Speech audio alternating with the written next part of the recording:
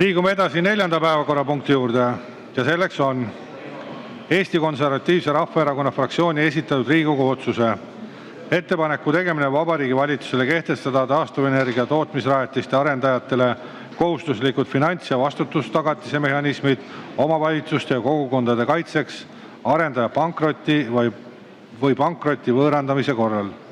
Eelnõu 810 OE esimene lugemine ja ettekandjaks palun Riigikogu liige Evelin Poolamets.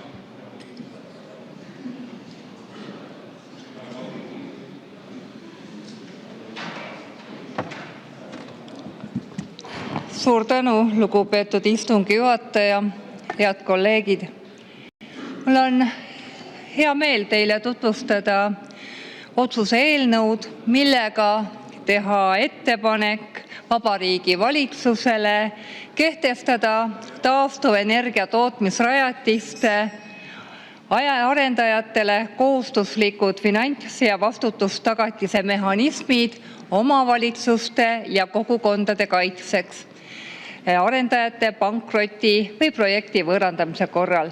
Selle eelnõu eesmärk on see, et Vabariigi Valitsus töötaks välja ja esitaks Riigikogule seadusandliku lahenduse, et mida ja kuidas peaks käituma kohalik omavalitsus, kes on jäänud pankrotti läinud näiteks tuuleparkide arendusega omapäi.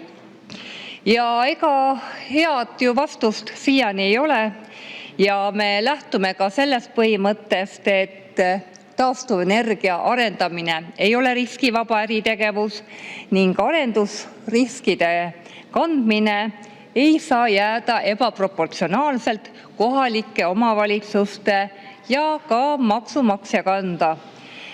Viimaste aastate taastuvenergia arendused Eestis on näidanud, et tuule- ja päikeseparkide rajamine sõltub oluliselt turuhindade kõikumisest, toetusskeemidest ja ka müügiportfelli olemasolust ja ka tehniliselt toimiv tootmisrajatis võib osutuda majanduslikult elujõuetuks, kui hinnariskid ei ole juhitavad. Toon siia kõrvale näite Eesti Energia tütarettevõttele Enefit Greenile kuulunud tuulepark Soomes Tolpanvaaras, kus äsja maksumaksja rahaga valmis saanud tuulepark ei osutunud majanduslikult elujõuliseks ja see müüdi maha alla oma hinna. Ja toetun ka Eesti Energia juhatuse esimehe Andrus Tureiko hinnangule, kes on öelnud, et ükski tuulepark praeguses turutingimuses ilma toimiva müügiportfellita ei ole elujõuline ning usu peale rajamise aeg on möödas. Ja Eesti Energia juht on ka öelnud, et taastuvenergia projektidesse on panustatud või investeeritud 1,1 miljardit eurot ja need ei ole ennast ära tasunud või kasumlikuks muutunud. Ja Andrus Tureiko on öelnud, et Eesti Energia peab majanduslikult mõistlikumaks pankrotistuvate tuuleparkide ja päikeseparkide kokkuostmist turult, mitte enam hakata nullist arendama. Ja samuti ma toetun ka Eesti Tuuleenergia Assotsiatsiooni tegevjuhi Terje Talvi sõnadele, kes ütleb, et praegustes hinnatingimustes on äärmiselt keeruline rajada uusi tuuleparke nii, et need oleksid kasumlikud. Ehk siis väga suurte kogemustega juhid, arendajad on tunnistanud, et väga suur oht on, et tuulepargid võivad minna pankrotti. Ja sealt tõepoolest see teine pool, et mis siis saab, kas need lepingud, mis on näiteks sõlmitud kohaliku omavalitsusega või ka maaomanikuga hoonestuslepingud, et kas pärast pankrotti need enam kehtivad, mida peab omavalitsus tegema, kui on aegunud need tuulikud, kust leida raha selle demonteerimiseks. Ja meil puudubki õiguslik raamistik. Me teame ju siit kõrval, toon näitena ka e-piima juhtumi, tarnijad jäävadki rahast ilma.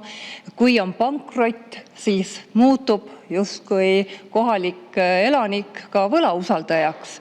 Ja selle kohta oli meil väga suur arutelu ka majanduskomisjonis. Ja kui mina olin ette valmistunud põhimõtteliselt oma seisukohta kaitsma sellest lähtepunktist, et ma peaks tõestama, et pankrott on võimalik. Meile on ju iga-aastaselt ju tuulearendusi reklaamitud kui ülikasumlikest objektidest, projektidest, mis toodavad kasumit, kõigile on kasulik, kogukondadele, omavalitsustele. Et minu põhirõhk oma eelnõu kaitsmisel peab siis toetuma just selle pankroti olukorra nagu tõestamisel või kinnitamisel. Aga majanduskomisjonis oli Kliimaministeeriumi esindaja Peep Siim, kes täiesti nõustus, et selline olukord on olemas, ja tuli välja, et ka Kliimaministeeriumis on juba ka arutelu all olnud, et mida teha siis selliste olukordadega või millised peavad olema need finantstagatised, et milline on ka tegelikult kogu see elukaar. Et kui me räägime tuumaenergiast, siis me arvestame kogu seda elukaart, et mis siis saab, kui lõpetab tuumajaam ka oma tegevuse või kuhu läheb tuumakütus pärast kasutamist. Aga tuuleenergia puhul on jäetud sinna tühik. Ja mis selgus vestluses?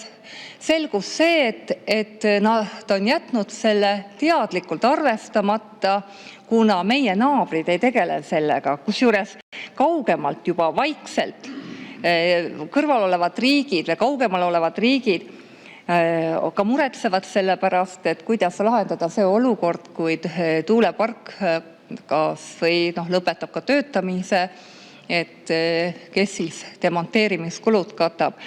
Ja põhiline põhjus, miks ei saa seda finantstagatist sinna juurde panna, on see, et tuuleenergia läheks liiga kalliks, et me ei konkureeriks naabritega Läti ja Leeduga, ja seetõttu siis jätame selle riski õhku, et tuulepargid jäävadki nii-öelda õhku, et kes siis need kohustused võtab kanda, kui enam ei ole vastutajat.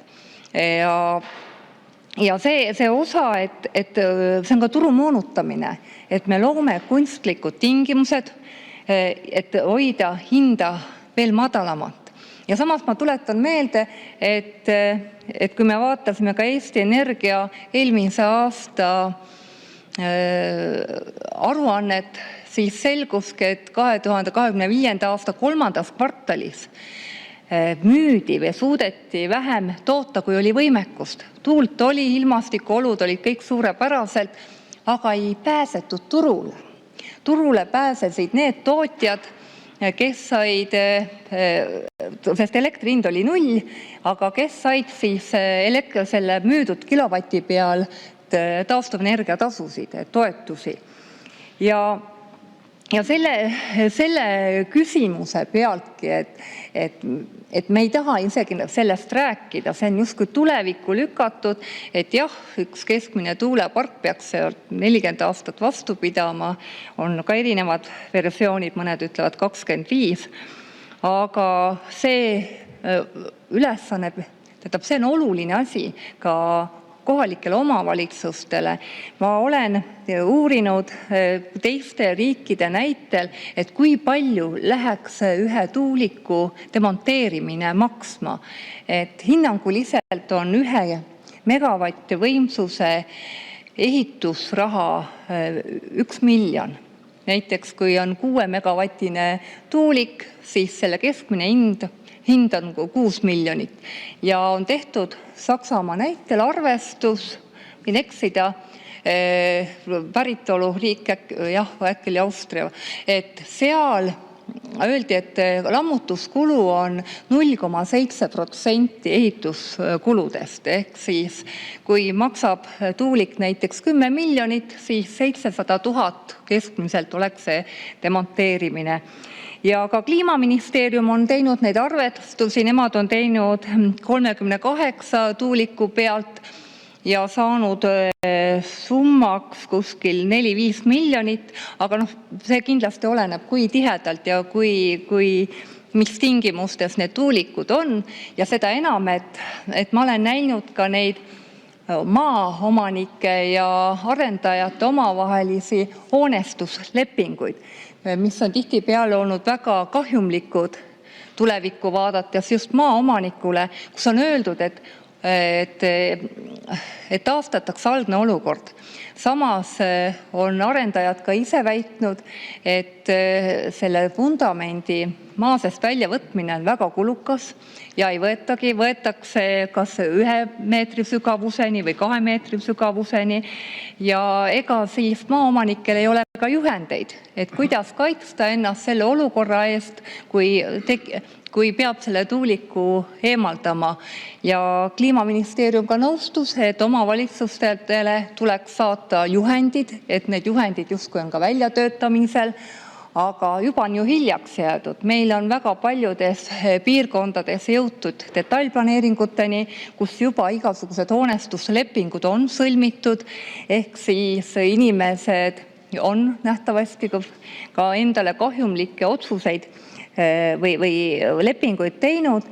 Ehk siis nüüd oma eelnõu juurde tagasi tulles on meie suur soov, et valitsus võtaks asja tõsiselt ja hakkaks tegelema sellega, et töötada välja siis finantstagatised või kindlustusmehhanismid taastuvenergia arendajale ja omavalitsustega sõlmitud kohaliku hüve kokkulepete ja talumistasude täitmise ka pankroti korral, et ei juhtuks nii, et kui tuulepark läheb pankrotti, tuleb uus omanik, kes võib-olla ei tahagi kuulda nendest kohalike hüvede kokkulepetest ja samuti ka arendajale ka kohustuste automaatne ülekandmine uuele omanikule, näiteks tootmisrajatise või projekti võõrandamise puhul. Need kõik on ju siiamaani läbi rääkimata.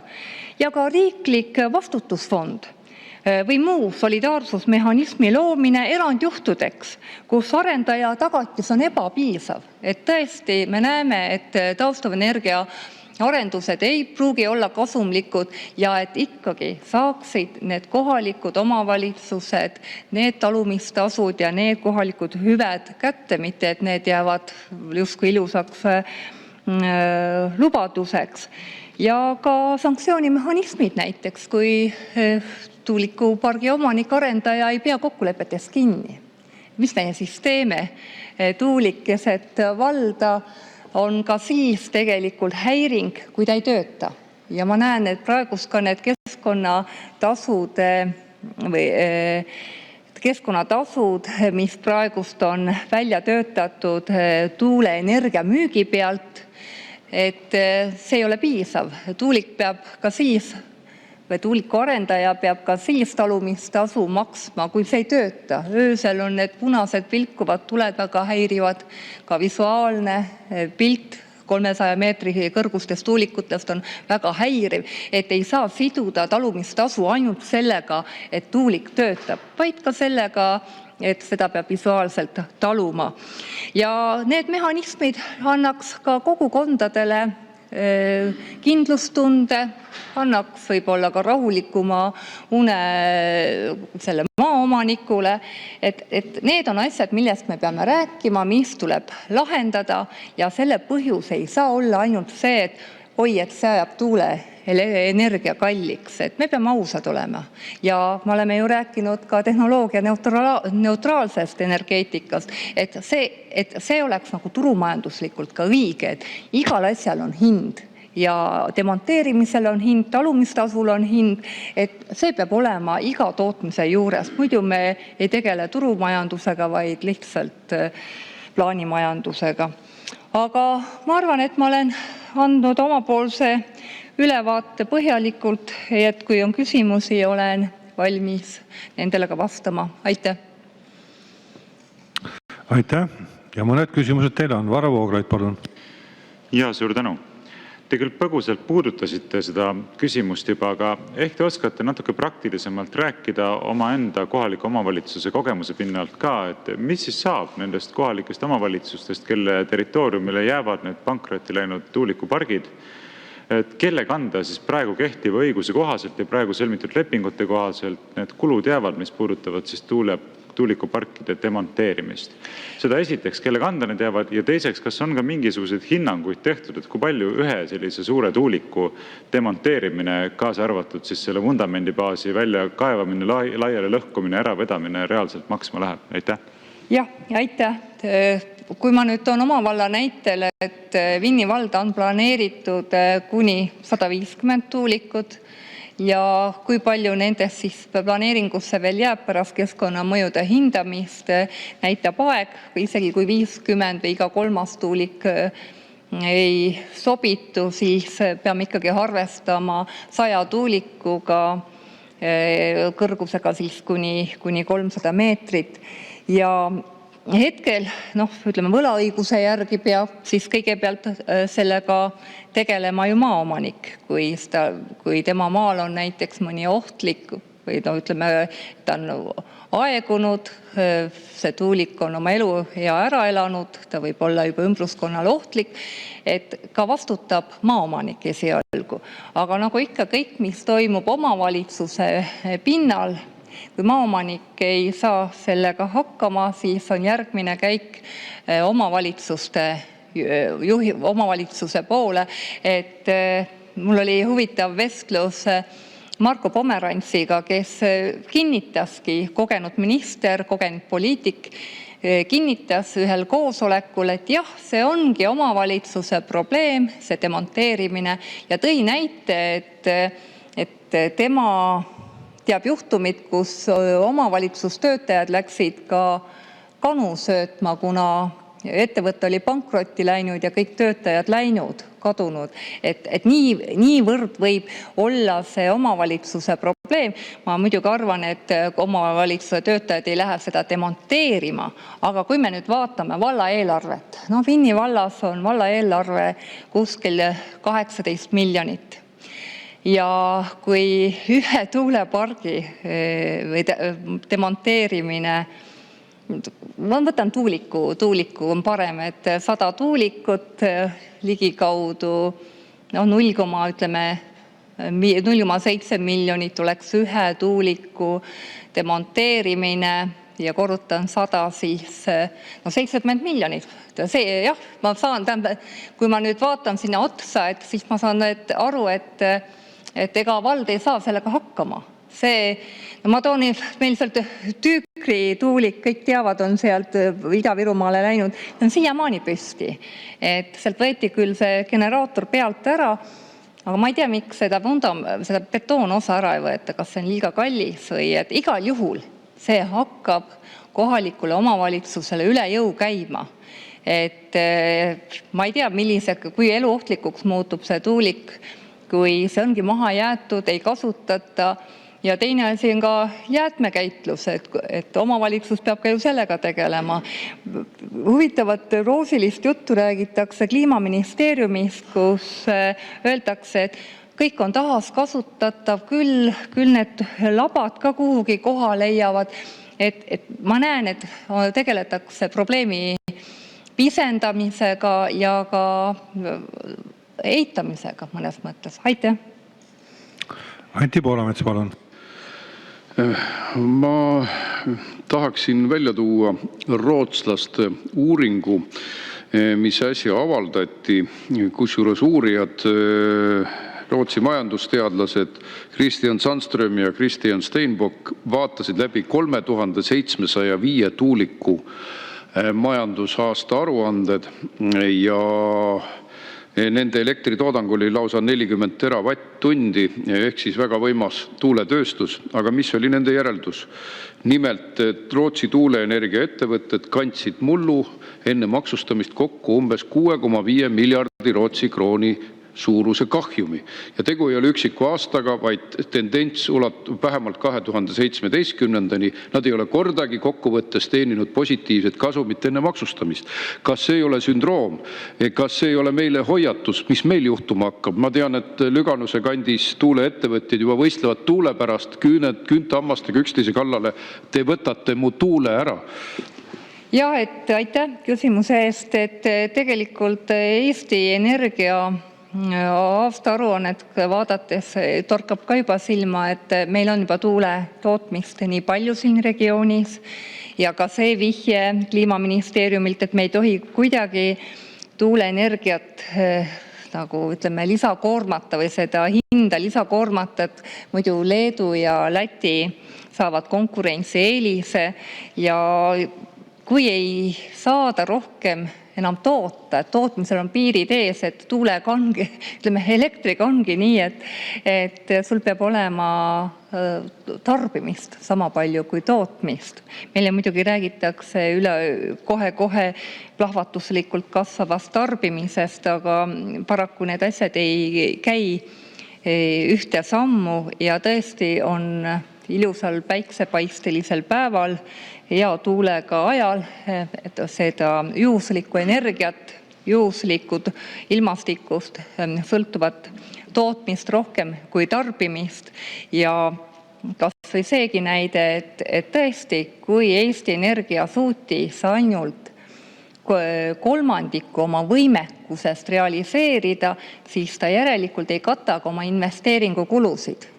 Ja see Andrus Tureiko väide, et enam ei hakata nullist parke ehitama, vaid ostetakse pankrotivarasid, mis minu hinnangu järgi on juba justkui nende arengukavas sees, et tulevad pankrotistuvad tuulepargid, mille abil siis täidetakse neid taastuvenergia plaane. Et jah, paraku nii on, et pigem kõiki neid tuulearenduse spetsialiste kuulates jääb pigem mulje küll, et tuulearendused liiguvad pankrotikursil. Aitäh. Rene Kokk, palun. Aitäh, hea juhataja, hea ettekandja.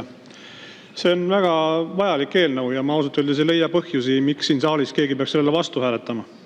Et ükskõik kas juba sellepärast, et kui nad mõtlevad oma kodukoha peale ja seal peaks mingil põhjusel kunagi jääma püsti mingid asjad, mida enam arendaja ei plaani maha võtta ja nad jäävad reostama piirkonda. Aga mis veelgi olulisem on, millest sa siin ka põgusalt ütlesid, et siis tegelikult riik on ju ette näinud, küll kui ta merealasi planeerib, siis oma merealadele ta on kehtestamas hoonestustasu. Ehk siis ma vaatan seda ja tekib küsimus, et miks me oleme nii kahepalgelised. Riik saab selgelt aru, et riske on vaja maandada ja merealal on vaja nad hiljem ära koristada ja näeb kohe ette hoonestustasu. Küll aga maatuuleparkide puhul lükatakse sujuvalt see vastutus kas kohalikule omavalitsusele või lõpuks sellele maaomanikule. Et miks see meil nii on? See oli päris huvitav arutelu, ma saan aru ka, millele sa vihjad, olles majanduskomisjoni liige, siis majanduskomisjonis tõi ministeeriumi esindaja Peep Siin tõesti välja selle, et ministeeriumis on varem arutatud, kuidas tagatisi sätestatud, et peaks olema võib-olla ka teatud fond või muu meede ja see oli just meretuuleparkide puhul on see hoonestustasu, mida siis riik justkui saab nagu kaevanduste puhul ja kui läheb siis pankrotti, siis makstakse nagu, kuna tegu on ka riigimaaga, et see jääbki nagu riigi kanda, ehk siis hoonestustasudde kaudu kompenseeritakse see tulevikus olev kulu. Ja nüüd ma mõtlen selle peale, et ka paljud need maaomanikud ju saavad hoonestusõiguse loovutamise eest ka tasu, aga kui ma nüüd võrdlen, et need summad tihtipeale on seal kas kolmekohalised või ka mõnedel juhtudel 4-kohaline, siis et kokku teenida 40 aasta jooksul ütleme 700 000, siis ta peab kogu selle hoonestustasu, mida ta nüüd täna võib-olla rõõmsalt kulutab, ta peab selle kuhugi sahtlisse panema igaks juhuks selle olukorraks, kui tema maa peal tulevikus tema lastelastele jääb see demonteerimist vajav tuulik, siis selle kogutud hoonestustasuga peaks ta saama selle tuuliku maha võtta, aga ei saa. Ma isegi tegin need arvutused, et vähemalt pool tuleb puudu. Ja selles suhtes on see lahendus tegemata ja ma leiangi, et me ei saa maksumaksjale iseenesestmõistetavalt jätta seda kohustust, vaid arendaja peab selle oma toote sisse selle kulu juba arvestama ja peabki olema tagatis selleks juhuks, kui äririskid realiseeruvad. Ja sellepärast on ka see eelnõu siin. Ma arvan, et isegi koalitsioon tõesti siin, Reformierakonna esindajad on sellega nõus, et mingi lahendus peab olema, et nii ei saa ju jääda. Aitäh! Mart Helme, palun! Jah, kõigile on ju selge tegelikult, kes natukenegi ajusid liigutavad, et tegemist on korruptiivse riigi rahade lüpsmise ettevõtmisega. Ja senikaua arendatakse neid, kuni riigi poolt seda kõike doteeritakse. Niipea, kui riigipoolne dotatsioon lõpeb, algab pankrottide jada. Ja me näeme juba väiksemas mastaabis seda, ja kui meil olid mõned ajad tagasi siin päikeseparkide rajamise või päikesepaneelide paigaldamise toetusmeede. Kõik tormasid seda tegema, aga nüüd on olukord selline, et võrku müümise puhul tuleb tihtipeale peale maksta. Ja see tähendabki seda, et sisuliselt on tegemist pankrotiga või siis ka täiesti kasutu ettevõtmisega majanduslikus plaanis.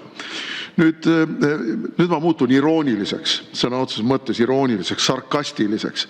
Et äkki me järgmisena peaksime esitama eelnõu, kus me pakume välja pankrotti läinud tuuleparkide tornide alternatiivsed kasutusmeetmed, näiteks üksikvangikongidena, näiteks võtame tiiviku maha ja paneme linnupesad, kurepesad sinna üles, võib-olla hiidmesipuud rajada sinna või midagi muud taolist teha, sest see on ju päevaselge, et pankrotid tulevad ja see ei saa jääda, nagu sa ka ise ütlesid, kohaliku omavalitsuse lahendada ja finantseerida. Aitäh. Jah, et siin käis ka ju idee omal ajal läbi, et teha juba vundamentide sisse ka varjumiskohad, eks ole. See vundamendi suurus on muljet avaldav. 1 hektar läbimõõdet, tähendab see pindala, mida ta haarab enda alla ja 2000 tonni raudbetooni, et sinna võib-olla mahuks tõesti mõni varjend, et see oleks ka riigikaitseliselt kuidagi pädev. Aga siit edasi minnes mina näen, et Eesti energiasüsteem meenutab algkooli, kus on lapsed pandud kooli juhtima, kus lemmiktund on vahetund ja koolisööklas on ainult jäätis ja moos.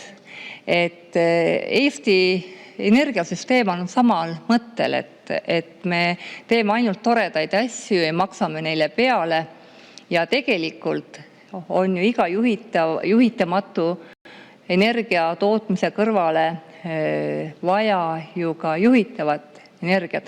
Ma arvan, et Maarja isegi nõustuks minuga, et me võiks teha sellise tingimuse, et enne kui sa tuled uue tuulikuga turule, annad kõrvale selle koha või lepingu, kus sul on see juhitav energia, et oleks tasakaalus. Et võrk peab ka ju tasakaalus olema, et kui sa tahad 100 megavatti tuult müüa või teha sellise pargi, siis näitad, et vaadake, mul on siin kõrval gaasijaam, mis on ka 100 megavatti, et kui mul tuult ei ole parasjagu, panen ma selle gaasijaama käima. Mitte nii, et me kõik püüame tuult, saame riigi toetusi, see ongi korruptiivne skeem, vaid täiskasvanulik, arukas oleks see, et arendaja tuleb kõigepealt oma juhitava energiaprojektiga ja siis kõrvale pakub, et hoiame ressurssi kokku ja aeg-ajalt teeme ka tuuleenergiat. Aitäh! Aitäh! Rohkem teile küsimusi ei ole.